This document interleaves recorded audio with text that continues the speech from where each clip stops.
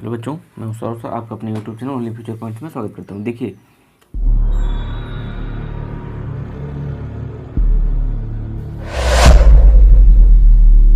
आज बताने वाले हैं फिजिक्स में प्रकृति में कितने बल होते हैं जिनको हम पढ़ेंगे। तो यहाँ पर ध्यान दीजिएगा, प्रकृति में कुल अभी तक हम लोग 4 प्रकार के बलों के बारे में जानते हैं।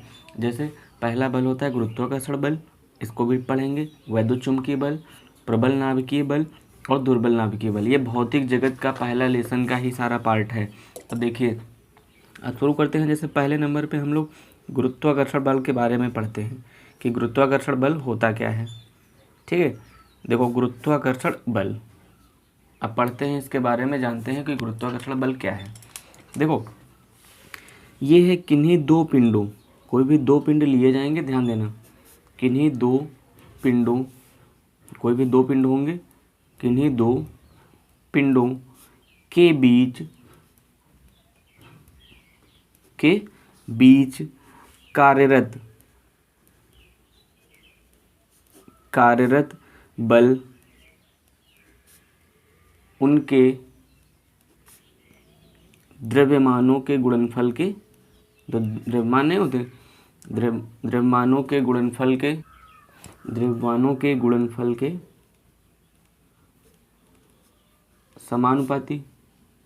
के समानुपाती, है ना, तथा उनके बीच की दूरी के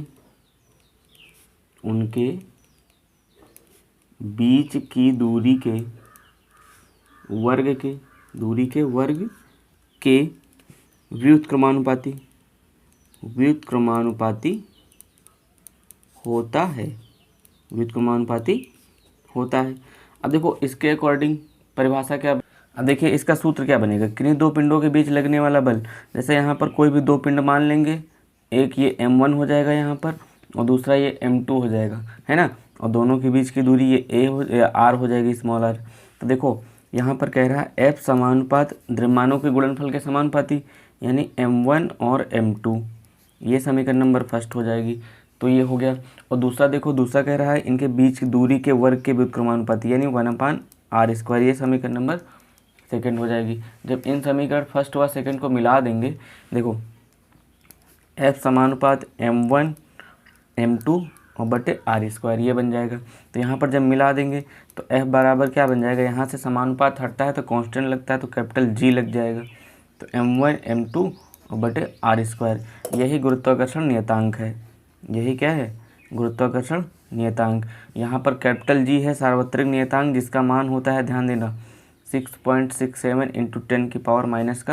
10⁻11 न्यूटन मीटर स्क्वायर अपान में kg², ये इसका मान होता है गुरुत्वाकर्षण बल का मान, यानी गुरुत्वीय नियतांक का। ये सार्वत्रिक गुरुत्वाकर्षण नियतांक है। कैपिटल G क्या है, सार्वत्रिक, ध्यान देना, सार्वत्रिक का मतलब कभी भी नहीं बदलता है। सार्वत्रिक गुरुत्वाकर्षण नियतांक, ये है सार्वत्रिक गुरुत्वाकर्षण नियतांक। ठीक है, अब देखो गुरुत्वाकर्षण समझ गए। अब हम लोग दूसरा बल पढ़ेंगे। दूसरा बल कौन सा है, वैद्युत चुंबकीय बल के बारे में पढ़ेंगे कि वैद्युत चुंबकीय बल कौन सा होता है। देखिए, अब ध्यान दीजिएगा, यहाँ पर गुरुत्वाकर्षण बल जो होता है वो द्रव्यमानों के मध्य लगता है, वैद्युत चुंबकीय बल होता है वो आवेशों के मध्य लगता है। तो इसका क्या हो जाएगा, किन्हीं दो आवेशों, ध्यान दो, किन्हीं दो आवेशों के बीच लगने वाला बल, किन्हीं दो आवेशों के बीच लगने वाला बल के गुणनफल के समानुपाती, सेम वैसा ही होगा, गुणनफल के समानुपाती तथा उनके बीच की दूरी के वर्ग के व्युत्क्रमानुपाती होता है। जैसे देखो, कोई भी दो आवेश होंगे, जैसे मैंने ले लिया है कि ये आवेश और दूसरा ये, पहला ले लिया Q1 और दूसरा ले लिया Q2 और दोनों के बीच की दूरी है स्मॉल r, है ना। तो यहाँ पर देखो पहले क्या कह रहा था, F समानुपाती यानी आवेशों के गुणनफल के समानुपाती, तो F समानुपात Q1 Q2 हो जाएगा, ये समीकरण नंबर फर्स्ट। तो अब दूसरा देखो, दोनों आवेशों के बीच की दूरी के वर्ग के व्युत्क्रमानुपाती 1/r² हो जाएगा, ये समीकरण नंबर सेकंड हो जाएगा। अब यहाँ से हम लोग लिख देंगे समीकरण फर्स्ट व सेकंड से, फर्स्ट व सेकंड से। जब आप फर्स्ट सेकंड लगाएंगे तो देखना, तो F समानुपात ऊपर Q1 Q2 है और नीचे r² आ जाएगा, है ना।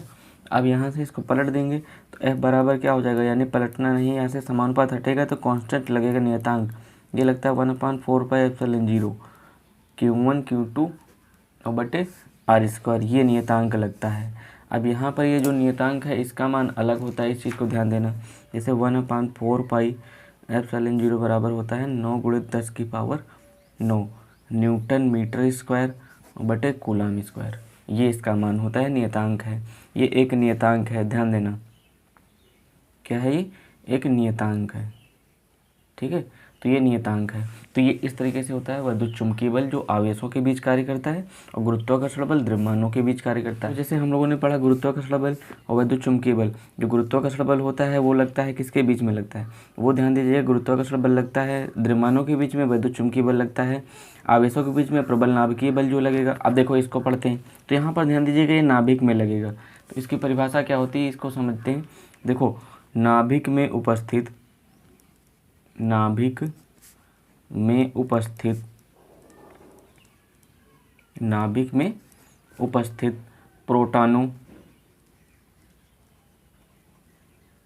प्रोटॉनों एवं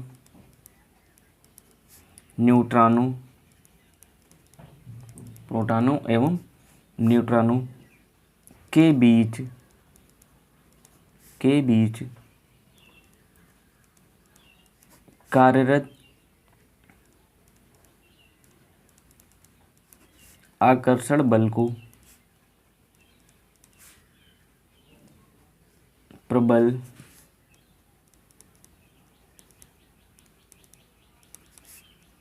नाभिकीय बल कहते हैं, प्रबल नाभिकीय बल कहते हैं। तो देखो ये जो बल लगता है नाभिक में उपस्थित प्रोटॉन और न्यूट्रॉन के बीच आकर्षण बल जो लगता है उसे ही कहते हैं हम लोग प्रबल नाभिकीय बल। अब अगला देखते हैं, अगला कौन सा है, दुर्बल नाभिकीय बल, 4th नंबर पे दुर्बल नाभिकीय बल।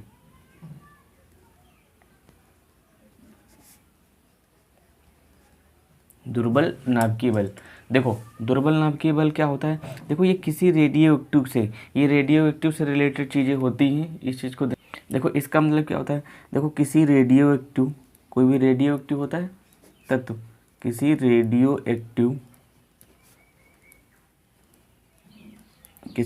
एक्टिव नाभिक के बीटा क्षय में तथा